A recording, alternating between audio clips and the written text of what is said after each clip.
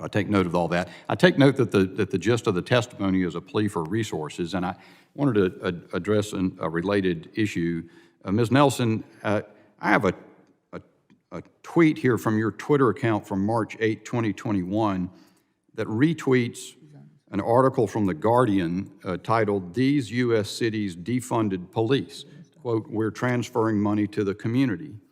And your tweet text was, "The reimagination of public safety includes the reallocation of funds to agencies, services, and community-based nonprofits that are better equipped to protect and serve." Do you continue today to support defunding police as expressed in that tweet? I continue to wholeheartedly support the reimagination of public safety, which means a rethinking of how we allocate resources in ways that better serve all of our communities. We've been talking about a number of mental health issues that pervade society we are still in the midst of a pandemic. We also know that police are often stretched and required to respond to matters that are well beyond their professional capacity. Crime solving, investigation of threats of domestic terror like the ones we are discussing today are an appropriate use of funding for law enforcement. Thank you, ma'am.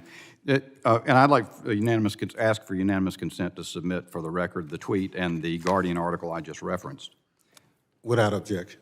You know, it's interesting how we end up prioritizing things here in Congress and our time and our resources. I have an article here from the Washington Post, actually originated with Bloomberg on February 23, 2022, that notes that in 2020, we saw a 30% increase in homicides across the country, an additional 5,000 deaths across the country, going from 16,425 to 21,570. And if we examine that data with an examination from the perspective of race, it's perhaps even worse. The African Americans, it says, make up 13.5% of the U.S. population, but they make up 55.6% of homicide victims and 65.6% of the increase in homicides relative to 2019. And I wonder if perhaps we're not missing a bigger issue than even this disturbing information about a spate of bomb threats against HBCUs. We're talking about, as the article goes on to say, Black Americans in 2020 represented 13,654 of those homicides across the country, an increase of 3,300. Mr. Chairman, I'd ask unanimous consent to submit this article for the record. Without objection.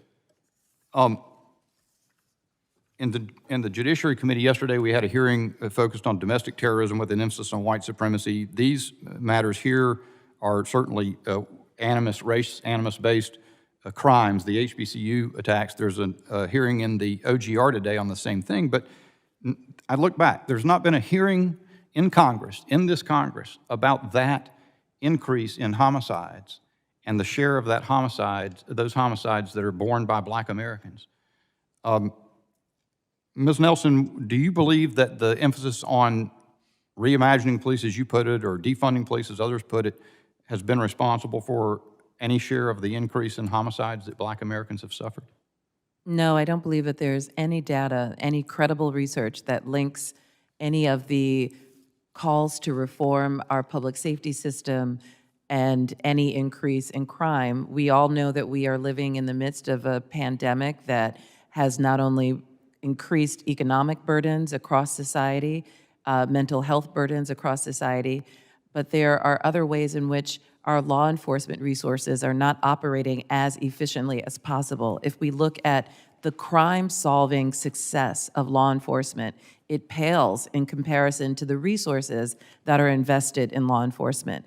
And I think that is an area worthy of interrogation. Would you say that issue deserves careful examination by Congress, the increase in homicides across the country, and particularly that share borne by Black Americans? I think that we should be examining crime and what the underlying causes are and looking at the social ills that produce those crimes and addressing those with social policy. Thank you, ma'am. My time's expired, Mr. Chairman. I want to go back to an issue earlier, and I hate we're getting off the subject, but sometimes, we just have to respond.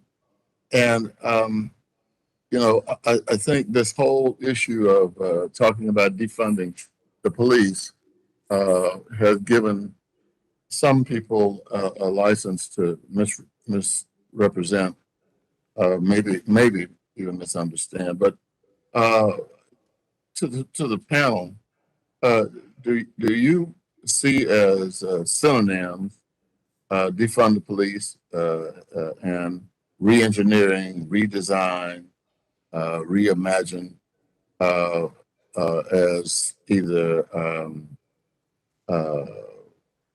words that are synonyms or they are interchangeable? Ms. Nelson, we're going to let you take that. Yes, I'm sorry. The counselor, yes.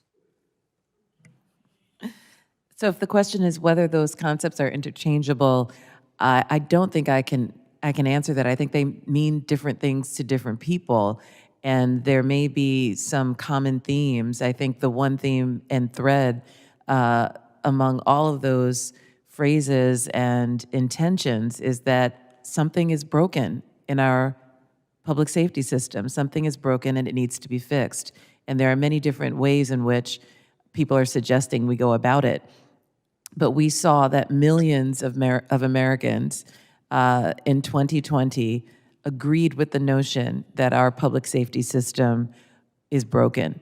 And they did so in powerful protests, peaceful protests throughout this country that reverberated on a global scale. So I do think that there is something resonant in all of those slogans that just indicates that we have a significant problem to address. And this gives me an opportunity to share some research that the Legal Defense Fund did recently in response to this notion about an increase in crime and the idea that that is somehow linked to a decrease in law enforcement or cries for reform of law enforcement. Our Thurgood Marshall Institute conducted research analyzing homicide trends in 61 major U.S. cities. And we drew samples from the 100 most popular cities in the U.S. as well. And according to our research, cities with higher levels of economic inequality experienced the higher increases in homicides. So when we talk about crime, it's very important that we look in the direction of what the underlying social conditions are that produce a rise in crime or produce crimes more generally.